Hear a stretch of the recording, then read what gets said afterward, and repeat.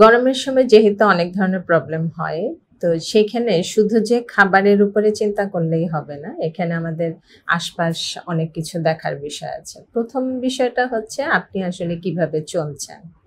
বাইরের পরিবেশটা কতটুকু গরম? তো গরম যখন বেশি হবে আপনাকে মূল যে গরমের টাইমটা মানে দিনের মধ্যে সবচেয়ে হিটটা যেই সময় বেশি পড়বে, সেই সময়টায় আপনার যদি ইমার্জেন্সি কোনো কাজ না থাকে আপনি বাইরে না গেলে ভালো।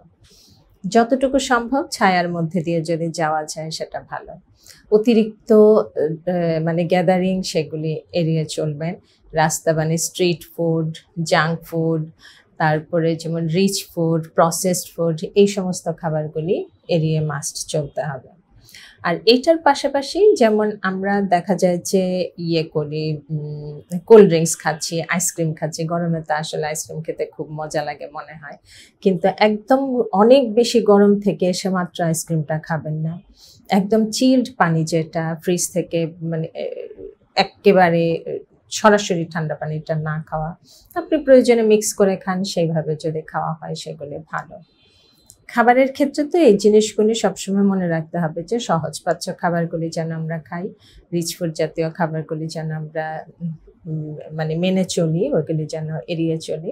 আর এইটার পাশাপাশি আরেকটা বিষয় বলি, যেমন অনেক সময় আমরা ঘামাচি পাউডার যেগুলি সেগুলি ব্যবহার করি। এক্ষেত্রেও কিন্তু পাউডার ব্যবহারেও কিছু নিষেধাজ্ঞা আছে। সেইগুলি কিভাবে?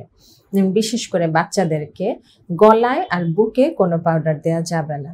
ওদের তাহলে লোমকূপগুলি বন্ধ হয়ে যাবে। বন্ধ হয়ে গেলে ওদের ভিতরে ঠান্ডা লেগে যায়। অনেক সময় আমরা দেখি না গরম থেকে ঠান্ডা লেগে গেছে। এটা হয় হচ্ছে যদি লোমকূপ দিয়ে ঘামটা না বের হতে পারে তখন এই জিনিসটা হতে পারে। আরেকটা বিষয় যেমন ফ্যানের নিচে যাতে পাউডারটা না দেয়া হয়। বাচ্চাদের পাউডার দিতে হবে হচ্ছে ঘাড়ে, বগলে, রানের চিপায় অর্থাৎ চিপায় চাপায়, পিঠে এই সমস্ত জায়গায় হচ্ছে পাউডার দিবে এবং বড়রাও কোনো বুকে বা গলায় পাউডার দেওয়ার দরকার নাই। পিছনে দিবে মানে ঘাড়ের সাইডগুলো এগুলাতে দিবে। অনেক সময় দেখা যায় যে অনেকের ঘামে দুর্গন্ধ হয়। তো এই ক্ষেত্রে যখন উনি শাওয়ার করবেন জাস্ট গোসলের পরে লাস্টে ১ মগ পানিতে লেবু দিয়ে ওই লেবু পানিটা হচ্ছে শরীরের উপর দিয়ে দিতে হবে মানে সম্পূর্ণ শরীরে। এইখানে কোনো ঘামের দুর্গন্ধ হবে না। এই বিষয়গুলি যদি মেনে চলা যায় তাহলে মনে হয় গরমটা অনেক মানে খুব বেশি হার্মফুলের চেয়ে কিছুটা হয়তো ভালো থাকতে পারবে। তবে রাস্তার খাবারগুলি থেকে অবশ্যই দূরে সরে আসতে হবে।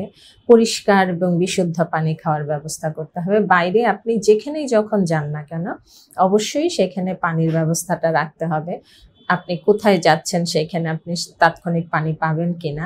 এই কারণে নিজেই অন্তত 1/2 লিটার পানি হলেও যেন নিজে ক্যারি করা যায় সেই বিষয়গুলি খেয়াল করতে হবে।